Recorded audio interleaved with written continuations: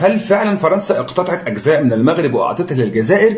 أم إن الموضوع فيه تفاصيل أخرى؟ من 1816 حتى عام 1844 لم تتحرك القوات المغربية خطوة واحدة شرق وادي ملوية. من وقت حد أي حد إنه يجيب خريطة واحدة فقط، خريطة موثقة عليها الختم وعليها التاريخ وعليها توثيق اللي عمل الخريطة. طيب تعالوا نرجع بقى لوراء هذا التاريخ شوية. إذا كنت تعرف القراءة فلتقرأ ذلك التاريخ 1704 يعني في القرن ال 18. آدي الحدود بين الجزائر وفاس ومراكش، او المغرب الاوسط والمغرب الاقصى، بس هو كاتب لك الجزائر اهو في الخريطه، يعني اسم الجزائر موجود اهو من 1704. هتلاقي ان الحد الفاصل بين الجزائر والمغرب الاقصى هو وادي ملويه. يبقى عندي خريطه اخرى تعود لعام 1827، يعني مفيش اي مجال للشك، مفيش اي مجال اصلا ان انت تشك. 1827 ادي حدود مراكش وفاس زي ما حضرتك شايفها في الخريطه.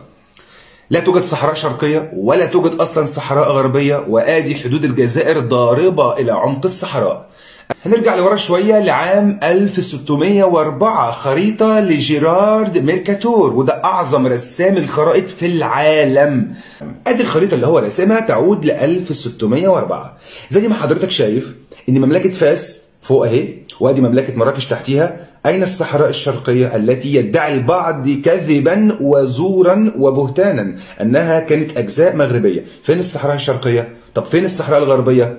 وأدي خريطة أخرى لتعود لعام 1660 موضح عليها الأختام، يعني هي موثقة. وأدي باللون الأورنج أو اللي هو البرتقالي اللي مملكة فاس في الشمال، وتحتها باللون الأخضر مملكة مراكش. أين الصحراء الشرقية؟ من أين لك هذا؟ جبت الصحراء الشرقية دي منين؟ الجزائر ضاربة إلى عمق الصحراء. آدي الخرائط قدامك تعود لعام 1660، لا توجد صحراء شرقية ولا صحراء غربية. وأيضا الحد الفاصل بين الجزائر وفاس ومراكش هو وادي ملوية أو نهر ملوية. والخريطة رقم 4 تعود لعام 1783، وأيضا لا توجد صحراء شرقية.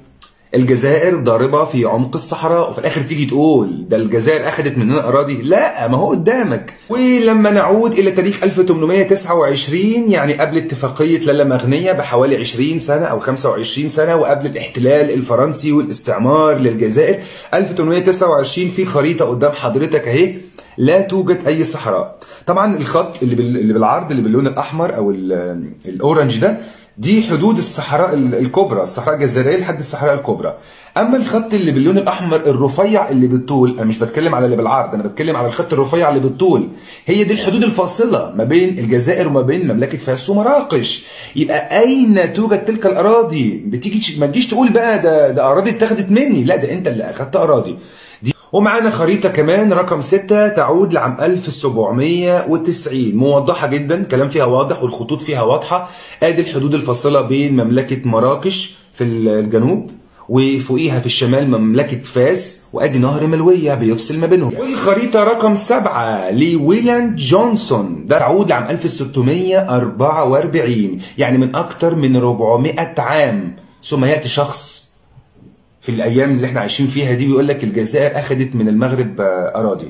دلوقتي بيتكلم دلوقتي في الموضوع ده، الان، اليوم، يوم الناس هذا. والخريطه دي من 1644 اهو قدامك واضحه جدا. شوف فاس قد ايه، شوف مراكش قد ايه، وشوف الجزائر قد ايه. فين يا جماعه؟ بنتكلم ازاي؟